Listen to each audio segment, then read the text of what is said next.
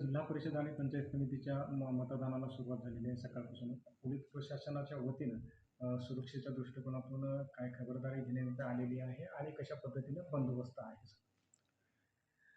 Chhatrapati Sambhajinagar police आयुक्तालयामध्ये साधारण ग्रामीण भागातले जे पोलीस स्टेशन आहेत त्याच्यात 275 बूथवर हे मतदान होत आहे जिल्हा परिषद पंचायत समितीचं.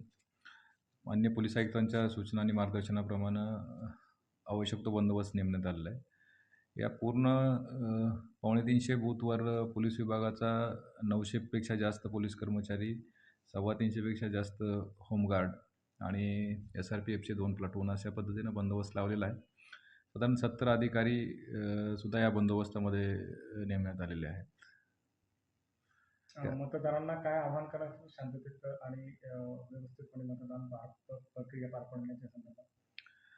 या निवडणुका मुक्त, पारदर्शक आणि निर्भय वातावरणात पार पाडण्यासाठी सुरक्षेच्या आवश्यक त्या उपाययोजना पोलीस विभागाने केलेल्या आहेत. मतदारांनी आपला मतदानाचा बहुमोल हक्क बजावावा आणि यामध्ये आपल्याला काही अडचण असेल तर आपण पोलीस विभागाला निश्चितपणे 112चा टोल फ्री नंबर आहे, लोकल पोलीस स्टेशनचे नंबर आहेत, यामध्ये आपण संपर्क करू शकता.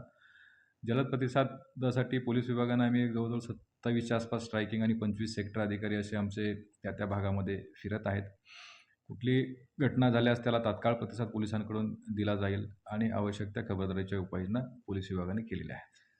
सर, आज मतदान प्रक्रिया पार पडते. काय अनपेक्षित प्रकार वगैरे काही पाहण्यात किंवा आढळून आले? आत्तापर्यंत मतदान शांततेत चालू आहेत. कुठलाही असा प्रकार झाला तर पोलीस विभाग त्याला तात्काळ प्रतिसाद देईल आणि आम्ही आवश्यक ती कायदेशीर कारवाई त्याच्यामध्ये निश्चित करू.